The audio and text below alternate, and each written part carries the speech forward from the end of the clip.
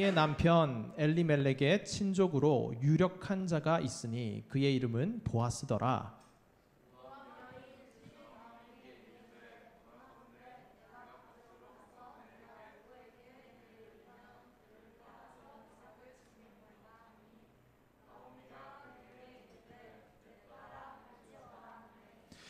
룻이 가서 베는 자를 따라 밭에서 이삭을 줍는데 우연히 엘리멜렉의 친족 보아스에게 속한 밭에 이르렀더라.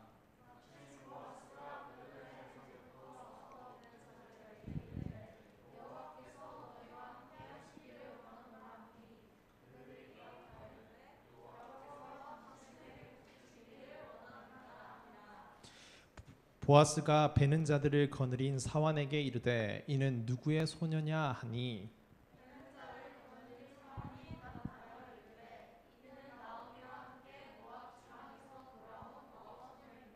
함께 읽겠습니다. 그의 말이 나로 베는 자를 따라 단 사이에서 이삭을 죽게 하소서 하였고 아침부터 와서는 잠시 집에서 쉰 외에 지금까지 계속하는 중이니이다. 아멘. 여러분은 동화 신데렐라를 아시나요? 신데렐라 모르는 사람 없죠. 신데렐라 모르는 사람 없지만 그 스토리를 간략하게만 제가 한번 말해본다면 이렇습니다. 신데렐라는 어려서 부모님을 잃고 계모와 언니들에게 구박을 받는 인생을 삽니다.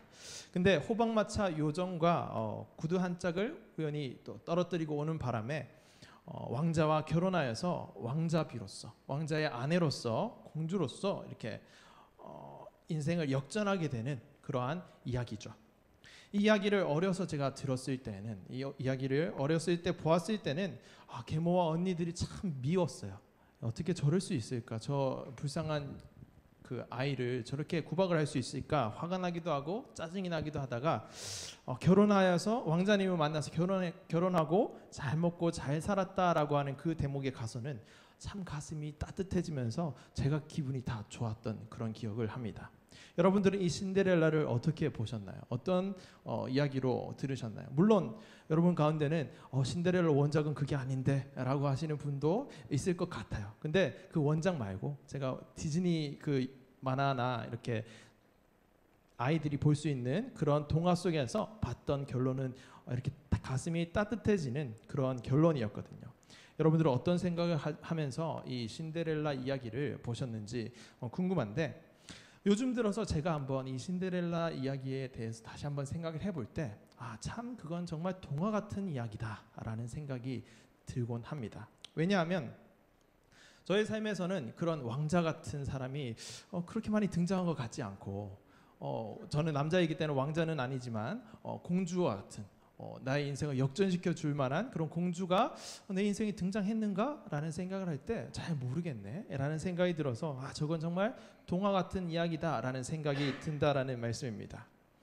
그래서 그런 생각이 드는 한편에 또 생각은 그럼에도 불구하고 내 인생에도 저런 동화 같은 이야기가 좀 펼쳐졌으면 좋겠다라는 그 마음도 한편에는 있는 것 같아요. 여러분들은 어떠신지 궁금하네요. 그런 저의 바람을 대리만족시켜 주기 위해서 우리 세상에 많으신 우리 작가님들께서 수고를 하고 계세요. 그 드라마를 통해서 저에게 대리만족을 시켜주고 계시는데 여러분들 혹시 좀 오래되었긴 했지만 이 드라마 아십니까? 파리의 연인 아세요? 어떻게 아세요 이거를? 여러분들이 태어나고 나서 나오긴 했겠지만 신기하네요. 그래요. 애기야 가자라고 했던 그 파리의 연인 맞습니다. 그리고 시크릿 가든 아세요? 제가 군대에 있을 때에 여러분 군대 얘기 싫어하실 텐데 제가 군대에 있을 때에 저의 마음을 굉장히 따뜻하게 해주었던 그 드라마죠. 이 시크릿 가든에서 이 현빈이 이제 이 하지원 배우에게 이제 위몸 일으키게 하는 이 장면인데 이 드라마의 명대사가 있죠. 길라임 씨는 언제부터 그렇게 예뻤나요? 라고 하는 질문을 하는데 그렇게 하면서 이 스턴트 배우하던 이 여자의 인생이 재벌을 만나면서 이렇게 갑자기 역전이 되는 그런 드라마입니다. 그리고 도깨비는 비교적 최근 드라마죠. 여러분 도깨비 보셨나요? 좋습니다. 이 도깨비의 명대사 아시나요? 그렇게 집중하면서 보지는 않았군요. 너와 함께한 시간 모두 눈부셨다라고 이렇게 공유 배우가 이렇게 말씀하시는 그 말을 하는 그 드라마인데, 이것도 뭐 재벌까지는 아니지만 아주 능력이 많은 이 도깨비를 만나서 어떤 여자의 인생이 확 바뀌는 그런 이야기죠. 이러한 류의 드라마를 흔히들 우리는 신데렐라 스토리 드라마다라고 이야기를 합니다. 어떤 평범한 여자나 아니면 가난한 사람이 부자를 만나거나 능력자를 만나서 그 인생이 한 방에 역전되는 그런 스토리를 담고 있는 것이 바로 신데렐라 스토리인 것이죠. 여자만 그렇게 인생이 역전되느냐? 그렇지 않습니다. 남자도 인생이 역전되는 것을 여러 드라마에서 우리는 찾아볼 수 있다라는 거죠. 그렇게 그 드라마에서 우리가 그런 신데렐라 스토리를 담은 드라마를 보면서 우리는 이런 생각을 하죠. 와, 참 이것도 드라마 같은 이야기다라는 생각을 할 때가 있습니다. 근데 그런 생각을 하면서도 우리의 모습은 어떤가요? 와 하면서 입을 하고 이렇게 벌리면서 이렇게 보고 있지 않습니까? 저는 그렇게 진짜 좋다라고 이렇게 하면서 보는 그런 경험을 좀 했었는데, 여러분 저만 그런 거 아니기를 바랍니다. 그런데 그런 드라마 같은 이야기, 동화 같은 이야기가 오늘 말씀에도 펼쳐지고 있습니다. 지난 시간에 우리 말씀 함께 나눴던 것을 기억하시나요? 나를 나옴이라 하지 말고 나를 마라라 하라. 나오미의 뜻이 뭔가요? 기쁨이었죠. 희락이었습니다. 기쁨의 나옴이라고 부르지 말고 나를 마라, 쓴 인생의 나옴이라고 불러라 라고 했던 그 나오미의 인생이 거기서 끝난다면 참 비참하고 참 힘든 인생이다 라고 말씀을 나눴습니다. 그런데 하나님께서는 그들을 그렇게 내버려 두시지 않고 구원의 손길을 내미시는 것뿐만 아니라 그들을 통해서 하나님의 큰 계획을 이뤄가시는 통로로 사용하셨다라고 하시면서 어떻게 그렇게 구원을 하시는지는 오늘 한번 살펴보기로 말씀을 드렸던 걸로 저는 기억을 합니다. 여러분도 기억하시죠? 네, 오늘 한번 그것을 한번 살펴보면서 어떻게 텅텅 비어서 돌아왔던 이 나오미와 룻의 인생을 하나님께서 역전시키셨는지, 그리고 그 인생을 통해서 하나님께서 계획하신 것은 무엇인지, 그리고 그 이야기를 오늘 우리가 읽으면서 오늘 우리가 함께 나누면서 어떤 말씀을 우리에게 하시는지, 우리의 인생과는 무슨 상관이 있는지 오늘 함께 살펴보기를 원합니다. 신데렐라 스토리를 제가 말씀을 드렸잖아요. 그렇다고 해서 오늘 이 나오미 남편이 있었고 두 아들까지 있어서 시집이 아니죠. 장가를 보낸 그 나오미는 나이가 꽤 많았을 겁니다. 그 나이가 꽤 많은 이 나오미를 주인공으로 해서 신데렐라 스토리가 되지는 않겠죠. 물론 룻입니다. 룻. 며느리로 함께 돌아왔던 그 룻을 통해서 이 나오미의 집안을 일으키는 하나님께서 그 일을 하고 계시는데, 그것을 한번 살펴보도록 하겠습니다. 여러분, 이스라엘 백성들에게는 하나님께서 주신 되게 특이한 제도가 하나 있었습니다. 그것이 무엇인가 하면 고엘이라는 가족 제도예요. 고엘이라는 제도인데, 이 특이한 제도는 그 이름 자체가 가지고 있는 뜻이 친족이라는 뜻입니다. 여러분, 친족이라는 말 알죠? 네, 가족, 친척, 친족 이렇게 다 피가 섞인 이제 그러한 사람들을 친족이라고 부릅니다. 이 친족을 통해서 무언가를 하는 제도, 고엘 제도를 통해서 하나님께서 구원을 하시기 시작하시는데, 이 고엘 제도에 대해서 잠깐만 한번 살펴본다면 이런 거예요. 요즘도 참 중요하게 생각하지만 예전에 이 고대 사회에서는 더욱더 중요하게 생각했던 것이 무엇인가 하면 대가 끊어지지 않도록 하는 것이었습니다. 대가 끊어지지 않는다. 자, 예를 들면 이런 것이죠. 한 사람이 있어요. 한 남자가 있는데 그 사람이 그 자녀가 없이 죽었습니다. 그러면 그 집안에 어떻게 되는 거예요? 대가 끊기는 거죠. 그렇게 되지 않도록 해주는 제도가 고엘 제도였어요. 친족이었던 다른 어떤 사람이 이 사람의 대를 대신해서 이어주는 거죠. 그런 제도가 고엘 제도입니다. 그리고 한 가지 의미가 더 있는데, 대가 끊어지지 않도록 하는 것뿐만 아니라 어떤 그 친척이 있는데 그 친척의 재산이 빚을 많이 졌어요. 친척이 빚을 많이 져서 갚을 능력도 없어. 되게 어려운 상황에 처했어요. 그 상황 가운데서 건져주는 그러한 의무는 아니지만 의무인, 강제는 아니지만 자원하는 마음으로 그렇게 하도록 하는 그런 제도를 두었던 것이 바로 이 고엘 제도였습니다. 대가 끊어지지 않도록 해주는 것과 빚을 대신 갚아주도록 하는 것이 바로 이 고엘 친족 제도였다라는 거죠. 여기에는 몇 가지 의미가 있는데 간단하게만 설명드리고 바로 넘어가도록 하겠습니다. 이 대가 끊어지지 않도록 하는 것의 의미는 무엇인가 하면 그 사람의 삶의 가치가 끊어지지 않도록 하는 것이 담겨 있어요.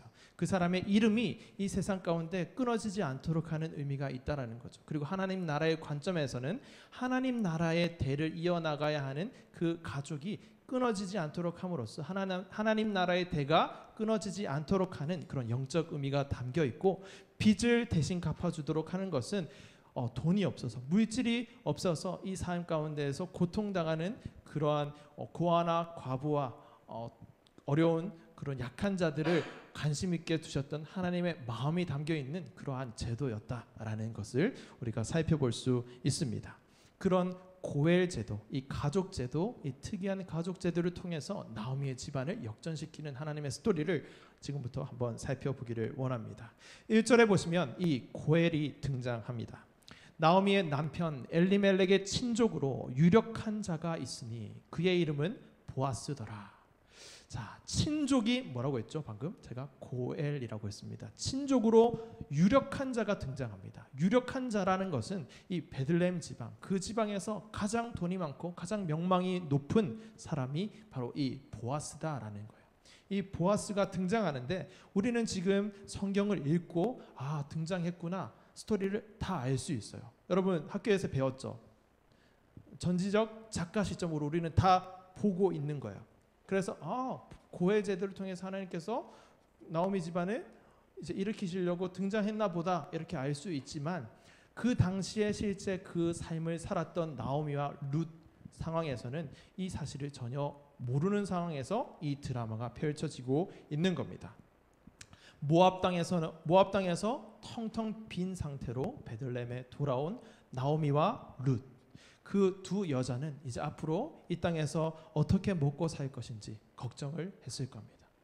나오미는 나이가 많고 늙었고 여자이고, 또 룻은 모압 여인이요, 이방 여인이 이 베들레헴 가나안 땅으로 와서 산다라는 것은 참 쉽지 않았을 거다라는 거죠. 그 상황 가운데 이 두 여자가 이제 고향으로 돌아왔긴 했는데, 그리고 어머니의 고향으로 돌아왔긴 했는데 우리가 앞으로 어떻게 살아야 할지 참 어렵네요. 고민을 했을 거다라는 겁니다. 삶의 기반도 없었을 것이고 여자들이서 무엇을 하며 먹고 살지 고민이 되었을 거다라는 말인데, 룻이 그때 이렇게 말합니다. 어머니, 제가 밭으로 나가서 누군가에게 은혜를 입는다면 그 사람을 따라서 다니면서 이삭이라도 좀 주워 오겠습니다. 이스라엘 백성들 사이에서는 곡식을 이렇게 베고 나서 곡식을 베다가 떨어진 그 곡식을 다시 줍지 않는 그러한 관습, 또 그러한 하나님의 말씀이 있었어요. 왜냐하면 고아나 과부와 또 가난한 사람들을 위해서 그것은 남겨두라 하셨기 때문에 곡식을 베다가 떨어뜨리면 그것을 다시 챙겨서 아깝다 이렇게 하면서 다시 챙기는 것이 아니라 그냥 남겨두는 그러한 일을 했다라는 것이죠. 그래서 그 사람 뒤를 따라다니면서 곡식을 줍도록 하겠습니다. 그렇게 주어서 우리가 먹을 것을 좀 구해오겠습니다라고 하면서 나갑니다. 나가서 이제 며느리가 그렇게 얘기하니까 이제 나이든 시어머니는 며느리를 너무 사랑하는 마음이 있지만 그래도 함께 먹고 살아야 되니까 그래 그러렴 이렇게 해서 며느리를 보내요. 룻을 보냅니다. 이제 룻이 나가요. 나가서 이제 시어머니를 봉양하기 위해서 이제 나가서 어떤 밭을 들어갑니다. 그 밭에서 그 이삭을 줍고 나서 이제 더 이상 줄 것이 없으면 또 저 밭으로 가서 또 이삭을 줍고, 이렇게 여러 밭을 옮겨 다니면서 이제 이삭을 줍기 시작합니다. 그러다가 한 밭에 이르게 됩니다. 한 밭에 우연히 도착을 하는데 그 밭이 누구의 밭인가 하면 우리가 방금 보았던 보아스의 밭이에요. 친족 보아스의 밭에 우연히 도착하게 된 겁니다. 그리고 그 우연히 도착한 그곳에서 마침 보아스가 베들레헴으로부터 와서 베는 자들에게 이르되 여호와께서 너희와 함께 하시기를 원하노라 이렇게 말하고 있는 그 상황을 보게 된 겁니다.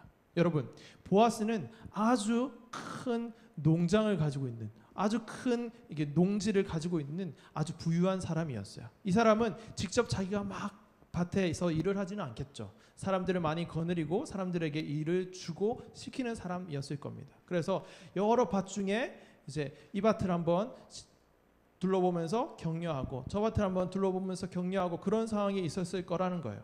그런데 마침 우연히도 룻이 도착한 그 밭에서 보아스, 이 땅 주인이, 그 부자가, 유력한 자가, 친족이 이렇게 격려하고 있는 그 장면을 오늘 우리가 보고 있다라는 겁니다. 여기까지만 해도 우연히 두 개가 겹친 겁니다. 우연히 그 밭에 도착을 하고 그때 마침 보아스가 거기서 나와 있네, 땅 주인이, 이렇게 밭 주인이 나와 있네라는 두 가지 우연이 겹쳐진 겁니다. 근데 여기서 그치는 것이 아니라 보아스가 이 룻을 주목하기 시작합니다.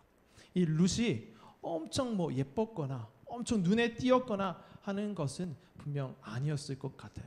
왜냐하면 이방 여인이 이렇게 와서 되게 고생을 하고 있는 그런 상황이란 말이죠. 무엇을 먹을까 이렇게 하고 있는데 눈에 띌 만큼 그러한 요소는 별로 없었을 것 같은데 어떻게 해서 룻을 이렇게 주목하게 되었을까 한번 생각을 해보면 그것도 하나님께서 어떤 우연히 무언가를 계획하시기 위해서 만들어 가시는 그런 일이겠구나라는 생각밖에는 들지 않는다라는 거죠.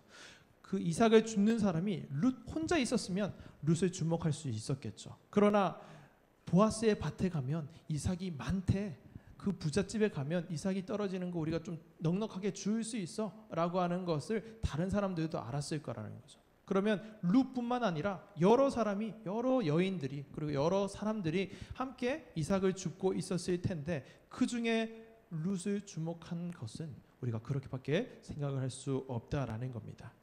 우연히 들어간 곳에서 마침 땅 주인, 밭 주인을 만나게 되고, 근데 그 사람이 우연히도 누군가요?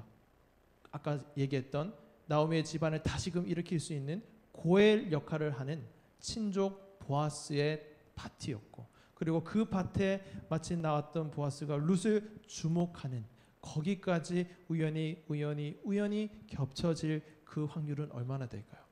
여러분 학교에서 확률 배우시죠? 갑자기 또 공부 얘기를 왜 하는가? 확률 배우시니까 여러분들이 한번 계산을 한번 해보세요. 저는 수학을 배운 지 수학을 놓은 지 좀 돼서 계산을 못할 것 같고 한번 계산을 한번 해보시고 그것도 어렵다라고 하면 이렇게 한번 생각을 해보면 어떨까요? 여러분이 나중에 들어가고 싶은 회사를 한번 생각을 한번 해봅시다. 어떤 회사가 있을까요? 이렇게 그 실명을, 그 회사명을 거론하기는 좀 그래서 어떤 회사 이런 그곳에 나는 가고 싶다라고 생각을 하고 있다면 그 회사를 한번 떠올려봐요. 그래서 지금 고등학생인데 약간 견학이라고 해야 되나? 이제 가방 메고 견학을 한번 갑니다. 갔는데 우연히 그 회사의 회장이 나온 거예요. 그리고 저 친구는 누구인고 이렇게 관심을 가지고 말을 걸면서 그렇구나. 너 기억해 놓을게. 이렇게 할 그 확률은 얼마나 될까요? 여러분의 삶 가운데 그 확률은 얼마나 될까? 한번 생각을 해보세요. 그것보다 조금 희박한 확률일 수도 있다라는 생각이 드는데 그것이 오늘 우리가 본문에서 읽었던 우연히 겹쳐지는 확률과 좀 비슷하지 않을까? 한번 생각을 해봅니다. 시어머니를 봉양하고 먹고 살아야 하기 때문에 이삭 주워 오겠습니다 하고 나갔던 룻이 이 밭 저 밭 돌아다니다가 도착한 밭이 친족 고엘이었던 보아스의 밭이었고 그 보아스가 마침 나와 있었고 그 보아스가 룻을 주목하는 그 확률, 참 우연히 많이도 겹치는데 그것을 우리가 우연으로 보이지만 사실은 이것은 하나님께서 계획하신 일이었다라는 것이 오늘 이 성경 말씀이 우리에게 하시는 말씀이에요. 그리고 이것을 우리가 살펴보기를 원한다라는 거죠. 우리가 처음에 얘기를 나눴던 신데렐라와 같은 동화 같은 이야기일 수도 있고 여러 드라마에서 보았던 그 드라마 같은 이야기일 수도 있다라고 생각이 들긴 하지만 하나님을 믿는 우리는 이 이야기가 실제로 있었던 일이다라는 것을 믿습니다. 왜냐하면 이 이외에도 이것보다 훨씬 더한 믿지 못할 이야기들이 성경에 많이 담겨 있거든요. 근데 그것도 우리는 믿는다면, 태초에 하나님이 천지를 창조하시니라 이 1절을 믿는다면 못 믿을 게 어디 있겠습니까? 홍해가 갈라진 것을 믿는다면 다른 거 못 믿을 게 어디 있겠는가? 혹시 그것도 나는 못 믿겠다 하는 친구들은 저와 한번 같이 의심을 한번 하도록 연락을 주시기 바랍니다. 어쨌든 그것을 믿는 우리는 하나님의 이 말씀을 믿는 거죠. 룻의 이 우연히 겹치는 이 사건이 실제 룻과 나오미가 경험한 것이구나 라는 것을 믿는데 별 어려움이 없어요. 그런데 문제는, 중요한 것은 이 사건을 통해서 우리에게 어떤 말씀을 하시려고 하는 거지? 그게 핵심이겠죠. 저는 그래서 이 말씀을 통해서 우리에게 하나님께서 하시는 그 메시지의 3가지 포인트를 한번 생각해 보고 싶습니다. 여러분과 함께 그것을 나누고 싶은데, 첫째는 우연을 계획하시는 하나님에 대해서 말씀을 나누기를 원합니다. 우리가 오늘 본문에서 우연이라는 말씀을 볼 때 우연처럼 보이는 이 룻과 보아스의 만남이 사실은 우연이 아니라 하나님께서 계획하신 만남이었다라는 거죠. 어떤 계획일까요? 우연히 보아스의 밭에서 이삭을 줍고 마침 보아스가 룻을 주목하는 것을 통해서 나오미와 룻을 구원하시려고 하는 계획이에요. 그리고 동시에 그 나오미와 룻뿐만 아니라 이스라엘 백성들을 구원하기 위한 그 구원자를 예비하는 계획이었다라는 겁니다. 룻기 마지막을 보면 족보가 하나 나오거든요. 여러분, 족보 알죠? 족보. 자, 우리 아버지는 누구셨고 우리 할아버지는 누구셨고 그 위에는 누구셨고 그 위에는 누구시다. 그러한 것이 족보인데, 족보가 하나 나와요. 오벳은 이새를 낳고 이새는 다윗을 낳았더라. 베레스의 족보가 쭉 나오는데 이것만 살펴볼게요. 오벳은 이새를 낳고 이새는 다윗을 낳았더라라고 하는 족보가 나옵니다. 여러분, 다윗 아시나요? 다윗 왕이었죠. 이스라엘 백성들을 구원하는 그 다윗 왕을 예비하는 이 족보가 이 룻과 보아스의 아들이었던 오벳의 족보에 등장하는 겁니다. 그러니까 오벳은 누군가요? 다윗의 할아버지였다라는 거예요. 그 우연히 겹친 것을 통해서 이스라엘 백성들을 구원하는 이스라엘의 왕 다윗 왕을 내는 그 족보에 이 오벳이 등장하게 하신 것이 하나님의 계획이었다라는 말씀입니다. 나오미와 룻을 구원하는 것뿐만 아니라 그 룻을 통해서, 보아스를 통해서 하나님께서 이스라엘 백성들을 구원하시기 위한 왕을 세우시는 이 다윗까지 예비하시는 것이 하나님의 계획 안에 다 담겨져 있었다라는 말씀입니다. 그래서 우연을 계획하시는 하나님에 대해서 오늘 우리 말씀을 통해서 알 수 있는 것이죠. 그리고 두 번째는, 본문에서 우리가 우연을 계획하시는 하나님을 보았다면, 우연조차 계획하신다고 한다면 그런 하나님께서는 우리의 삶의 모든 순간순간을 하나님께서 계획하시지 않겠는가 하는 생각입니다. 우리의 삶이 하나님의 계획 안에 있지 않은가 하는 말씀입니다. 그것을 기억하고 살아가렴이라고 말씀을 하고 있다라는 거죠. 우리의 삶의 모든 순간 중에 가장 중요한 것은 우리가 하나님을 믿게 된 순간이라고 할 수 있을 겁니다. 그래서 우리의 하나님의 계획 중에 중요한 계획은 하나님의 구원 계획인데, 그 구원 계획을 멈추지 않으시고 지금도 계속하고 있다라는 사실입니다. 우연을 계획하시는 하나님께서 여러분 한 사람 한 사람의 그 삶 가운데에 여러분 우연을 몇 번쯤은 경험해 보았을 텐데, 그 우연까지도 계획하시면서 하나님께서 무엇을 하시고자 하냐면 여러분이 이곳 가운데 있는 거예요. 하나님을 믿는 거예요. 우리가 어떻게 만났다고 생각하십니까? 여러분, 우리가 의도를 가지고 몇 날 며칠 언제 여기 와서 누구를 만나야지 하고 이곳 가운데 있었던 사람 한번 손 한번 들어보십시오. 여러분의 삶이 어떤 우연의 연속으로 또 어떤 마음의 연속으로 이렇게 왔든지 그 모든 삶의 면들이 다 하나님의 계획 안에 있었고, 그 계획 안에서 우리가 이곳 가운데서 예배를 드리고 하나님을 알게 되었고 하나님의 그 구원을 받게 되었다라는 그 구원의 계획을 하고 계시는 것이고, 그 구원의 계획뿐만 아니라 여러분들 한 사람 한 사람을 통해서 세 번째로는 하나님 나라를 확장하시고자 하는 계획을 오늘 본문 말씀을 통해서 우리에게 말씀해 주고 있는 겁니다.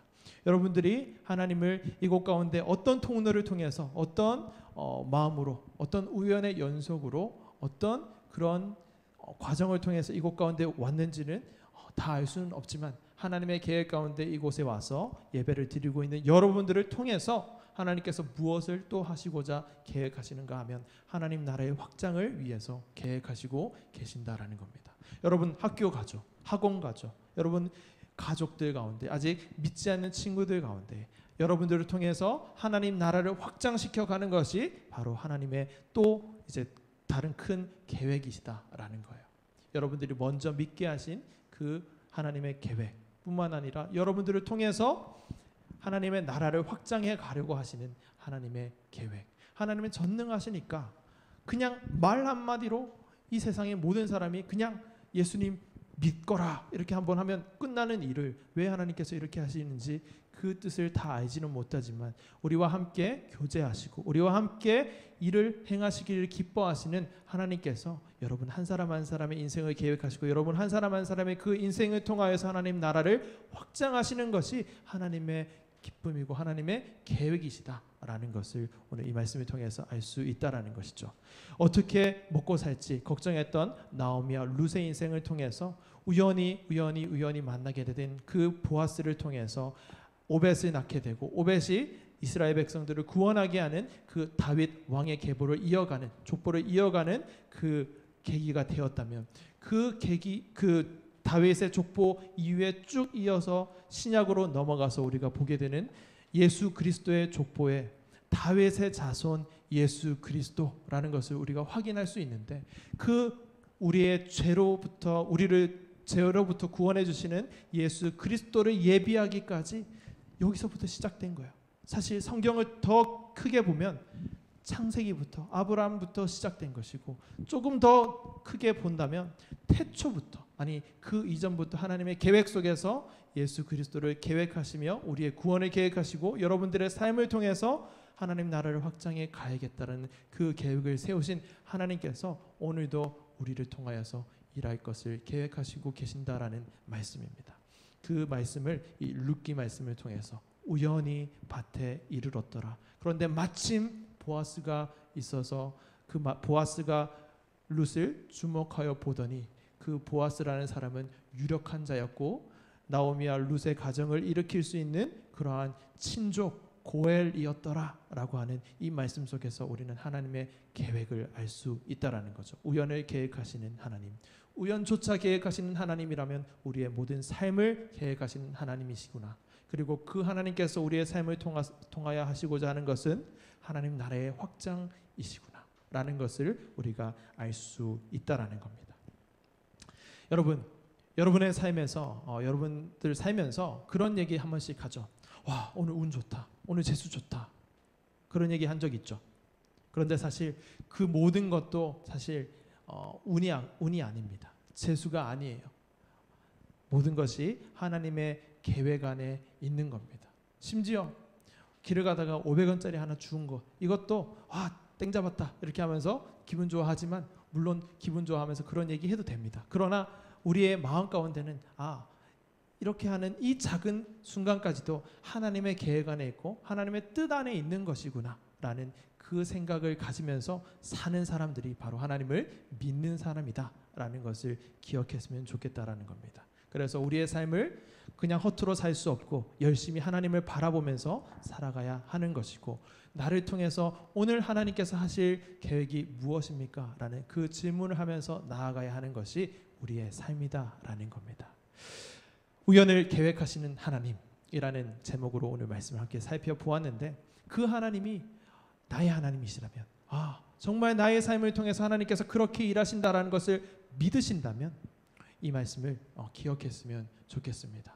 우리의 삶에는 어느 한순간도 우연은 없구나. 설사 우리의 눈에는 우연처럼 보인다 할지라도 그것은 하나님의 계획 안에 있구나. 우리의 삶에 좋은 일이 닥치든지 좋은 일이 생기든지 아니면 어려움이 닥치든지 그 어떤 순간일지라도 하나님의 계획과 뜻 가운데 있는구나 하는 마음으로 하는 고백으로 하나님과 함께 동행하는 우리 고등부가 되었으면 좋겠습니다. 우리 아까 전에 저렇게 소화전 울리고 하는 것도 예배에 아직 다 모이지 않았던 그리고 예배에 집중하려고 하는 그 마음이 조금 없었던 그 마음 혹시 가지고 있었더라면 그 마음을 이제 다시 깨고 소화전이 깜짝 놀라서 이제 하나님을 예배해야지 라고 하는 그 마음으로 하나님께서 집중시키기 위한 하나님의 계획이었을 줄도 모릅니다. 하나님이 제가 아니기 때문에 정확하게 이거다라고 말은 말씀 못 드리겠지만 그렇게 생각할 수도 있다라는 것이죠. 우리의 삶의 모든 면이 하나님의 계획 가운데 있다라는 것을 생각하시고 우리의 삶을 하나님께 올려드리는 그런 고등부가 되었으면 좋겠습니다. 그 믿음으로 우리 오늘 나의 하나님 함께 찬양하시고 우리의 고백을, 우리의 마음을 하나님께 올려드리시는 시간으로 나아가시겠습니다.